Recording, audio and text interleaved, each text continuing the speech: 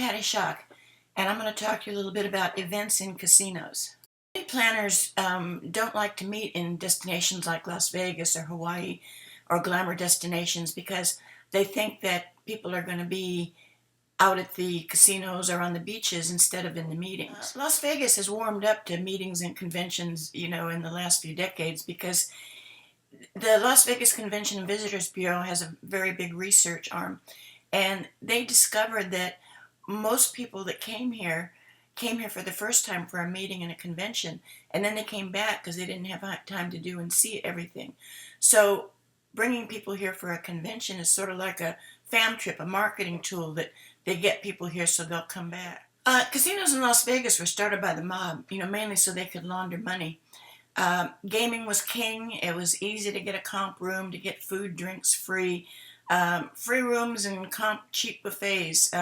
That was to get people and keep them there so they would get back fast. So food and beverage and things like that, rooms, those were lost leaders. They were just to get people here so they could gamble. Howard Hughes started corporate ownership of casinos in Las Vegas. The state had to approve to where corporations could own casinos, and everything at that point became a profit center. Gaming today is no longer the largest revenue producer in Las Vegas. We have, the rooms are not cheap, and we have expensive celebrity chef restaurants and entertainment and festivals, and particularly shopping. There's a lot of souvenirs and gift shops. So yes, we make a lot of money on casinos, but it's not the largest revenue producer anymore. One of the things that's interesting that they do here, and if you've ever been here, you may have noticed that on the Strip, the casinos are, set pretty far back from the street.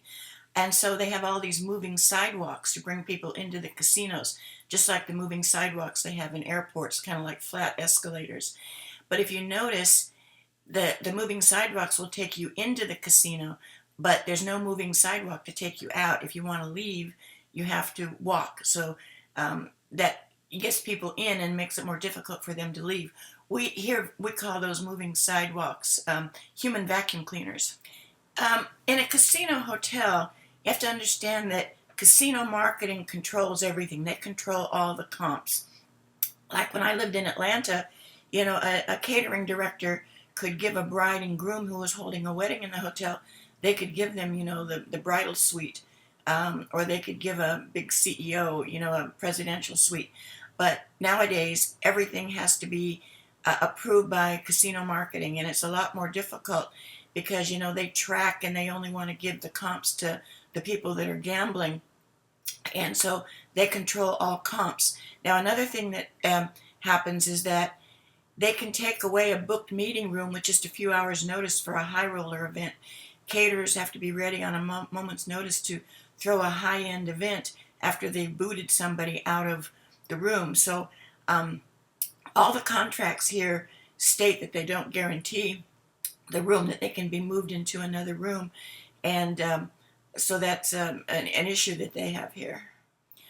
Casino events are different than other types of events, other types of catered events, mainly because of the attendee profile. These events are held for high rollers, whales, players who game at a very high monetary level. Casino events are usually very high end for the food and beverage and decor and entertainment, and they can include plated duet dinners, lavish first courses of seafood, signature desserts, fancy drinks, a lot of entertainment. They want to throw an event or a party that's better than their competitors because the whales can go to any casino in Las Vegas. So they want to throw the best parties and have the best rooms and everything, so the whales will come play in their hotels. Another difference is that casino events are usually shorter, often maybe an hour to an hour and a half, compared to most events with dinners and everything that they do for conventions, might be 3-4 hours. And the reason is they're designed to be shorter because they want to get them back out on the casino floor so they'll be gambling instead of having them at a party. So they want them on the floor gambling as much as possible while they're here. The success of these events is measured by the amount of gaming tracked on the guest loyalty cards and on the return surveys and comments. And the LVCVA, Las Vegas Convention and Visitors Bureau, I mentioned, has a very strong research arm, and they track the gaming profile of different groups that come in.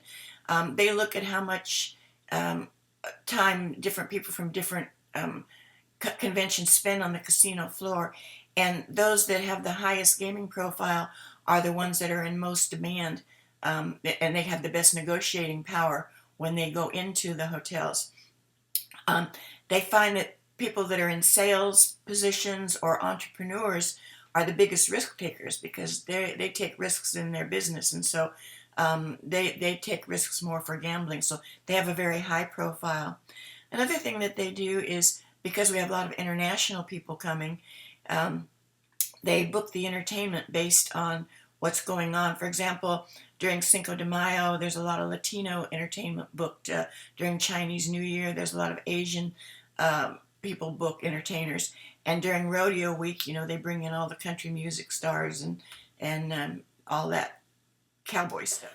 Another thing you'll notice about a lot of the entertainment here is that you don't have to speak English to enjoy it. There we have about a half a dozen Cirque du Soleil shows, and they're all acrobats and dancers and music and things like that. And so they're the type of shows that international people can attend even if they don't speak English. And there you have it. That's Las Vegas. You can follow me on Pinterest, on LinkedIn, on Instagram, on Snapchat. I'm out there on social media. So if you want to follow me, feel free. You can just do a search and find me. Thank you. Bye-bye.